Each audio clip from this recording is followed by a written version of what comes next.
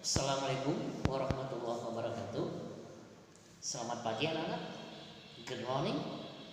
Now you are going to have the English lesson at SDN 261 Margahayu Raya.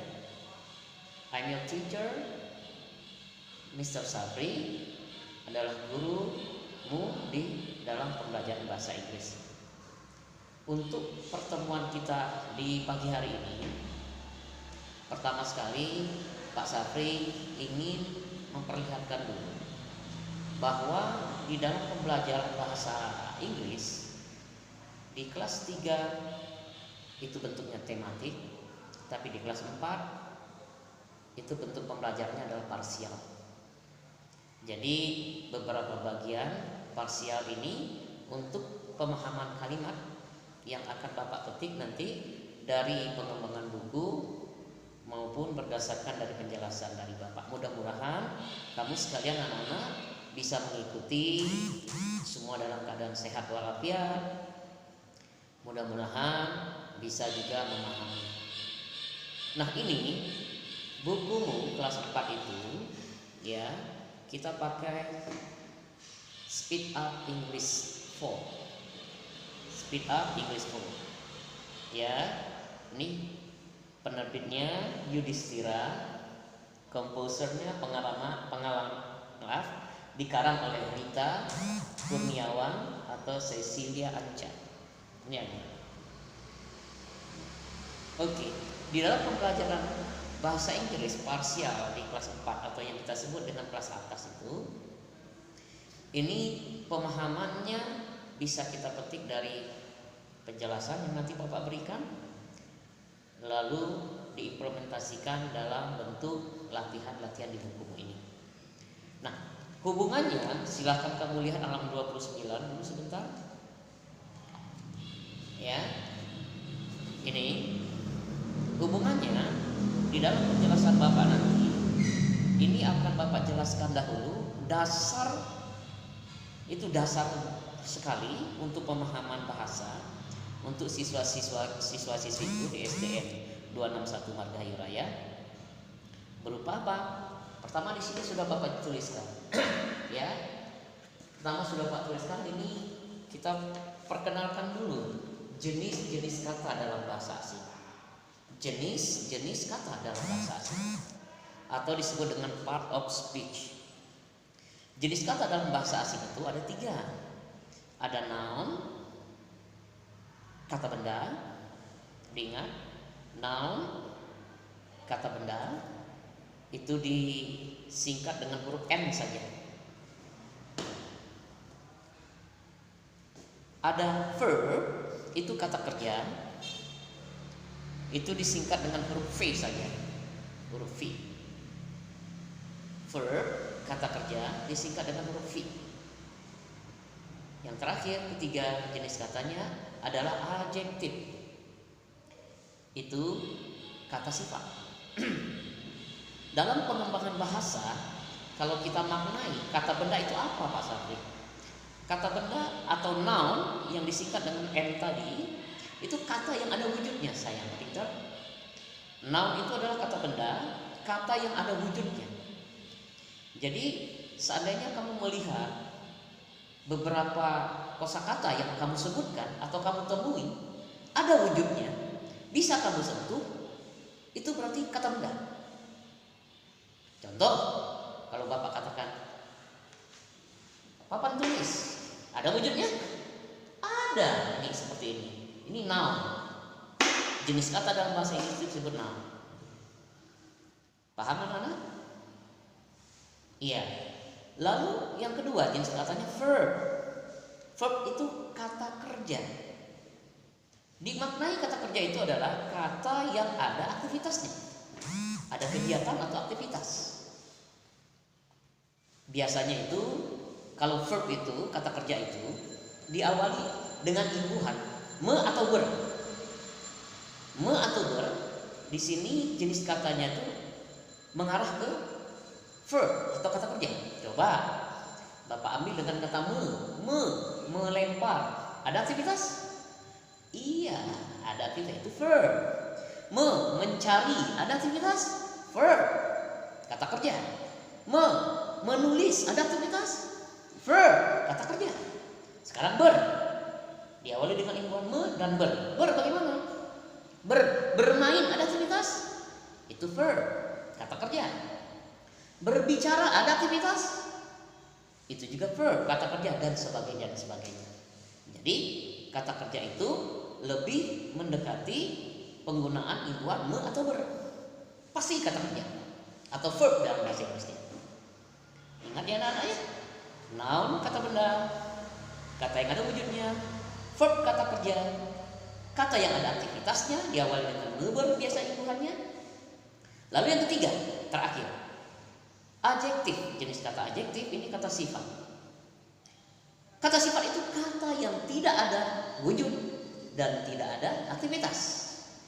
Tuh, berlawanan dengan tadi noun dan verb. Noun ada wujud, verb ada aktivitas. Tapi kalau adjektif kata sifat, artinya kata yang tidak ada wujud dan tidak ada aktivitasnya. Bapak contohkan, misalnya beautiful, itu kata sifat. Cantik, ada wujudnya? Nggak ada. Itu adjektif kata sifat. Ada aktivitasnya? Nggak ada. Itu adjektif kata sifat. Beautiful, cantik. Smart, contoh lagi. Pintar, ada wujudnya nggak? Wah, mungkin kalau ada wujudnya, peta, bulat, lonjong gitu, bisa dipegang, bisa dibawa gitu. Smart, oh enggak. Dan tidak ada aktivitasnya. Nah, inilah yang contoh beberapa kosakata dan lain-lainnya bentuk kata adjektif. Kata adjektif ini gampang anak-anak. Kalau seandainya kamu ingin lebih memperbanyak jenis kata untuk adjektif ini, coba kamu ingat saja.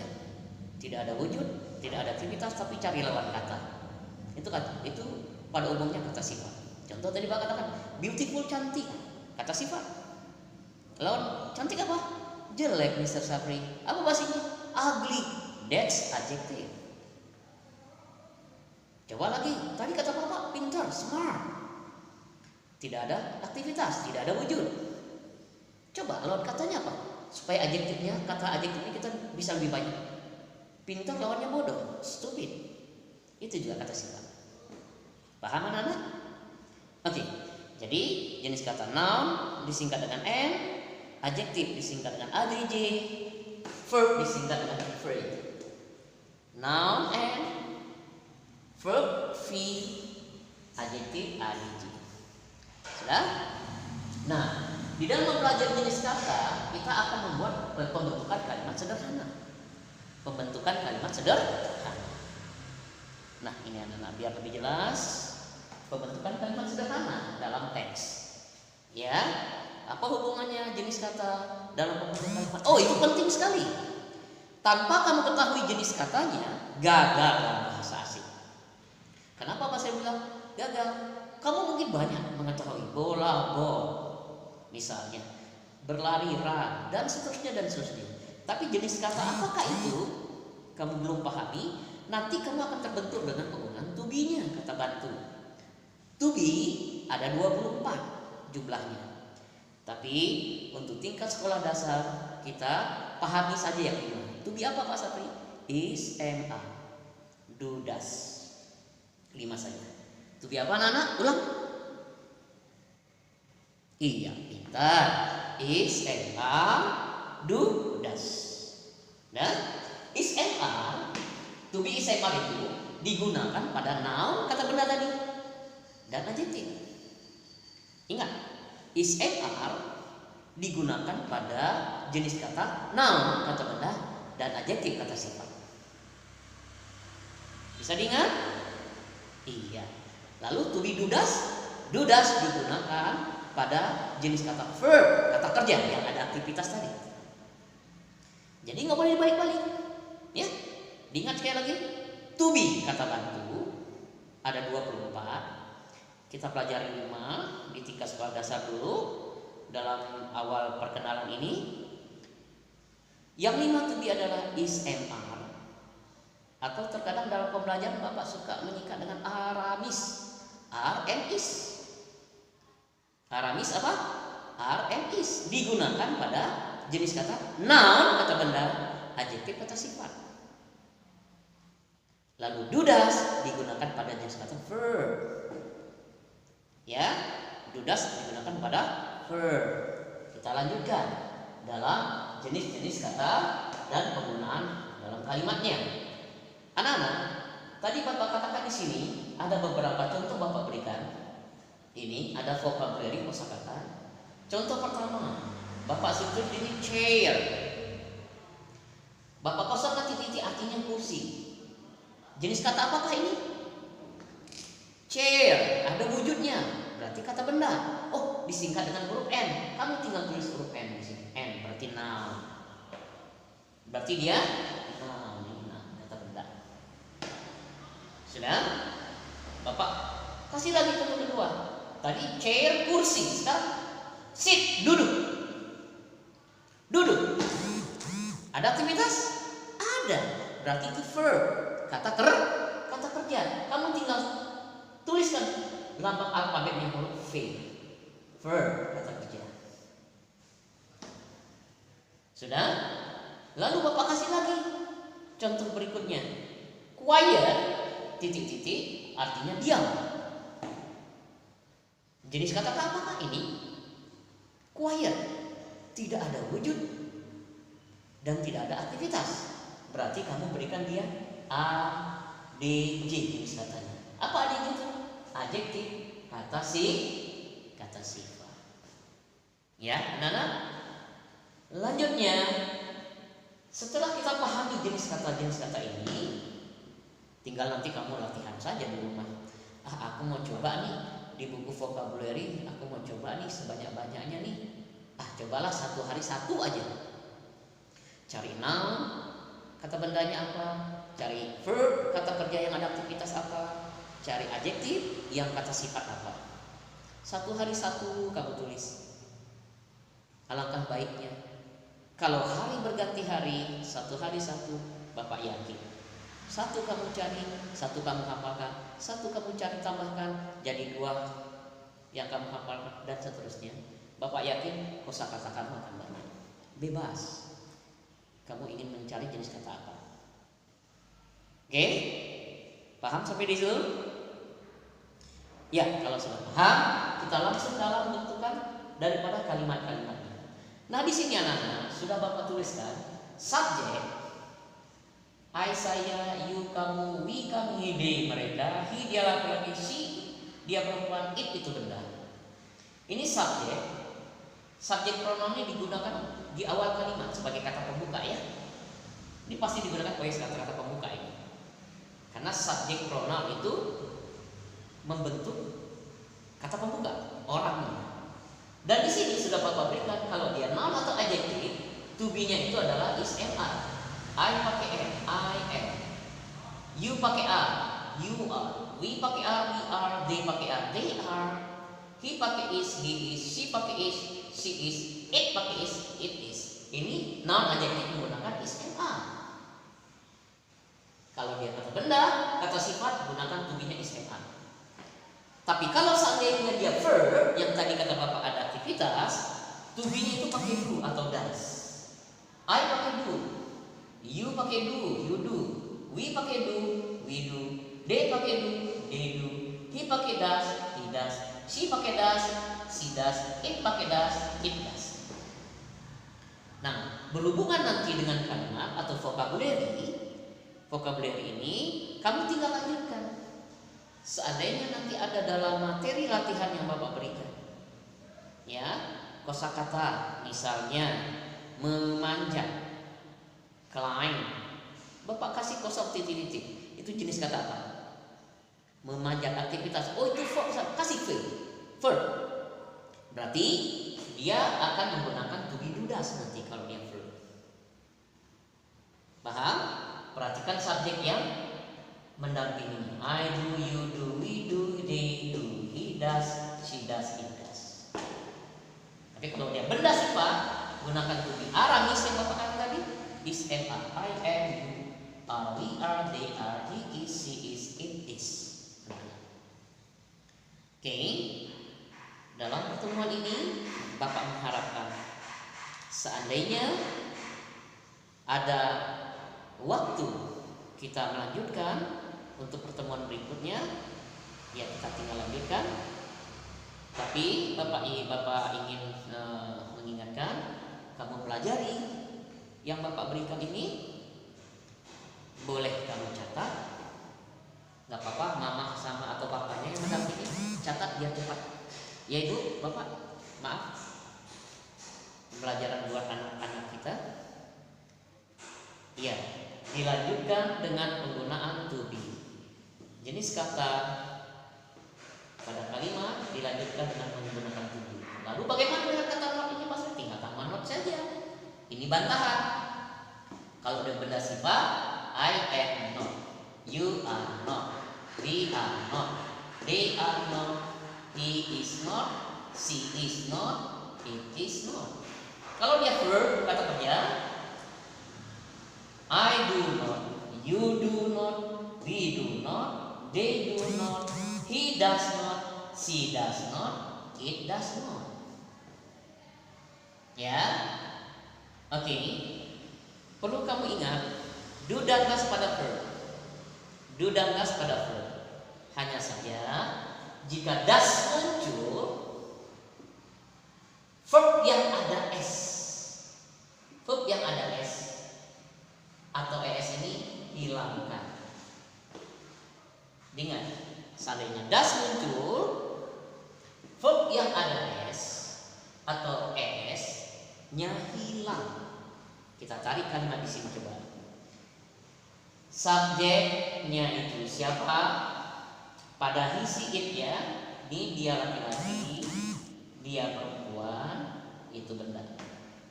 Subjek plus verb 1 plus s atau es objek. Subjeknya kita pakai he, verbnya read pakai s karena dia di, kecuali es. Es digunakan pada kata kerja yang berakhiran s, sh, ch, x, o, y.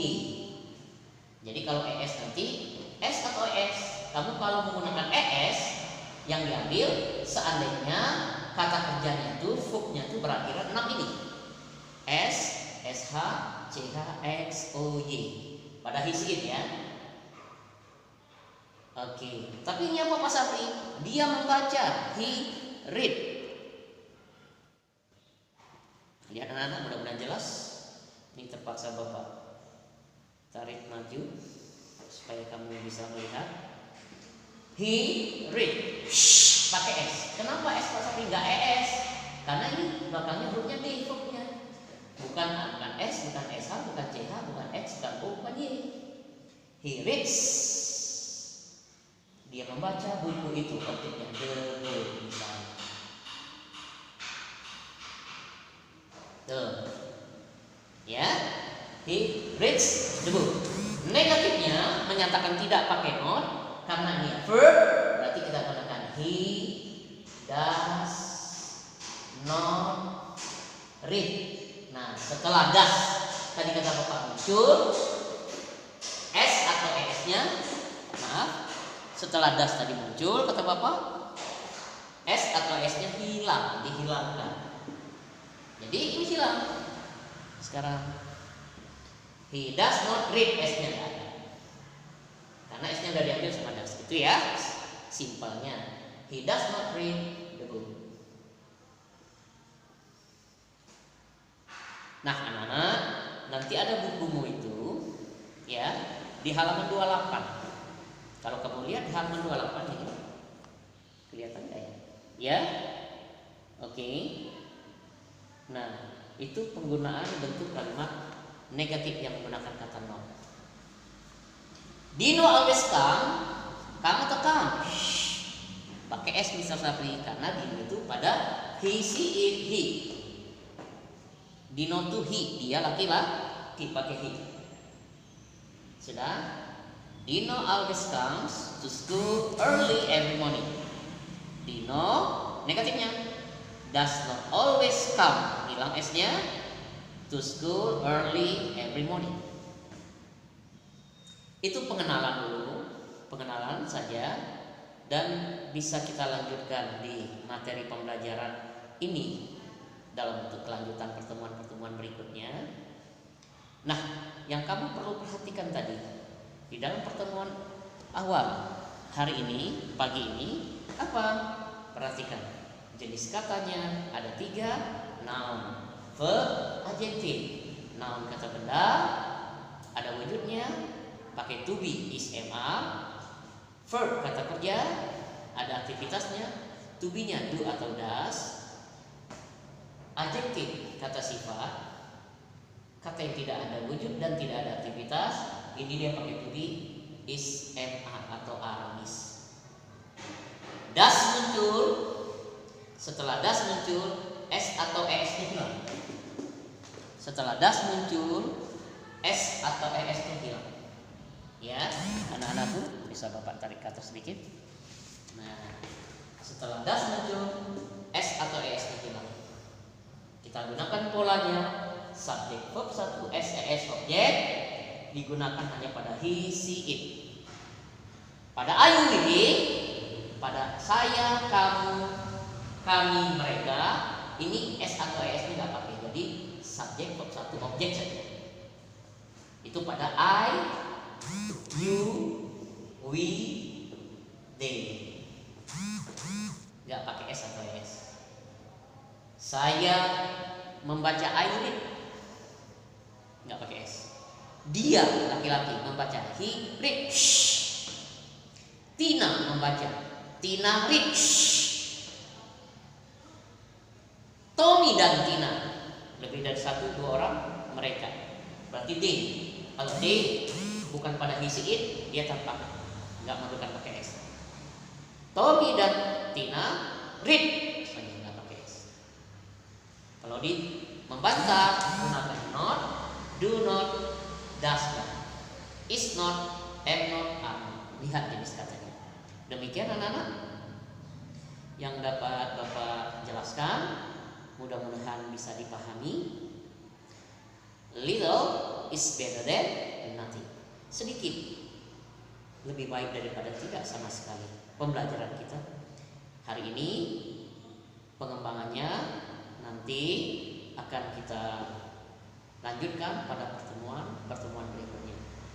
Untuk sementara ini, anak-anakku, mudah-mudahan di dalam pertemuan ini apa yang Bapak sampaikan melalui pembelajaran di buku ilmu ini, pengembangannya dalam penjelasannya, ini pengembangan dalam penjelasannya seperti ini, mudah-mudahan dapat dipahami. Demikian, wabillahi taufiq wal hidayah. Assalamualaikum warahmatullahi wabarakatuh. Jangan lupa untuk di like atau di subscribe video ini.